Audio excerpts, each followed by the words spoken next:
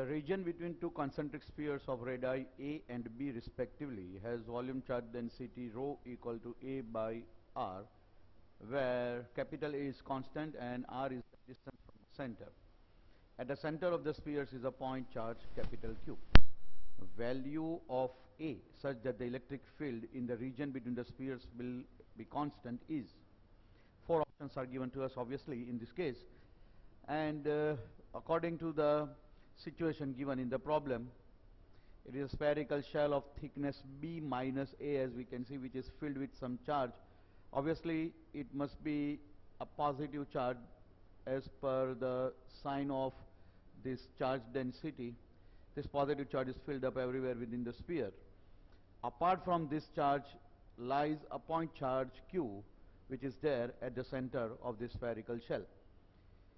It is required that what should be this value of constant A such that the electrical field in this shell region should remain constant. So that is the quest which we require to surmount in this problem, and we can proceed first by finding the total charge that would be there included in this spherical shell, and finally applying Gauss theorem for calculation of the electrical field existing in the region, finally making the use of condition it to be constant. We can easily see over here that this charge density is dependent on R, which is a variable term, and that has to be eliminated for the constancy in the electrical field. R is obviously a radial distance, as we can see, and what is given over here in the problem. So charge in the cavity is Q, and we want to find out the charge that will be existing in the shell region or the thickness of region. Then what we can do is we can divide this spherical shell into small shells of thickness, let us say dr, and having radius equal to r. So we can integrate this expression for finding the total charge within this spherical shell. Now this also becomes our Gaussian surface, and we can proceed further in this case like this.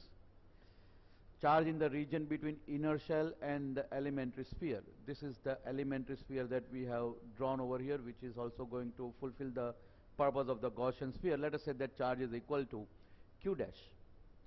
We want to find the charge that exists between this region. Now density or volume charge density is given to us as rho is equal to A by R. So we can say dq dash by dv is equal to A by R. dq dash is equal to A by R into dv. dv is the volume of this region. So obviously volume is area into thickness, and we can make use of that. Area of this shell, elementary shell of course, of radius r, it is 4 pi r square, and thickness is equal to dr. Making necessary cancellation and integrating this expression in limit from this A to R, we get charge enclosed in this region as equal to 2 pi A R square minus A square. So now we can say that total charge in the Gaussian sphere, that is this sphere, is equal to this point charge Q plus charge Q dash. And according to the Gaussian theorem, we can say integral E ds is equal to sigma Q by epsilon 0. Here it is to be understood that it is actually the vector of E dot ds, but we can see the field is radial. So the angle between vector E and the area vector of this shell at any point will be in same direction, and that is why we can simply write integral E ds is equal to sigma Q, that is total charge within the Gaussian sphere, by epsilon 0. Electric field can be taken out of this integral. E integral ds is equal to Q plus Q dash, that is total charge by epsilon 0. As such, we have taken E out of this integral because we require that electric field should remain constant. Now as far as integral ds is concerned, that is the total area of the Gaussian sphere, that we can write it as 4 pi r square. We can replace the charge value Q dash is found already, and it is equal to 2 pi a r square minus a square. So q dash will be replaced as such with this 4 pi would be 4 pi r square rather would be taken in the denominator over here. 1 upon 4 pi epsilon 0 will serve the purpose of the constant, proportionality constant. We will write it as k.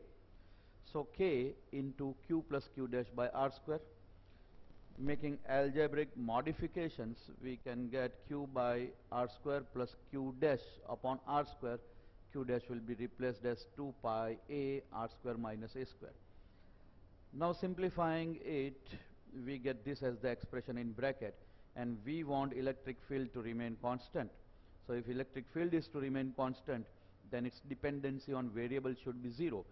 We can see that these are the terms which are variable because it depends on small r. So if you want to get rid of this dependency, this should be equated to 0. We can write q by r square minus 2 pi a capital A into small a square by r square should be equal to 0. And on that basis, the simplification turns out to be a equal to q upon 2 pi a square. So in this case, obviously we can say that correct option is option A.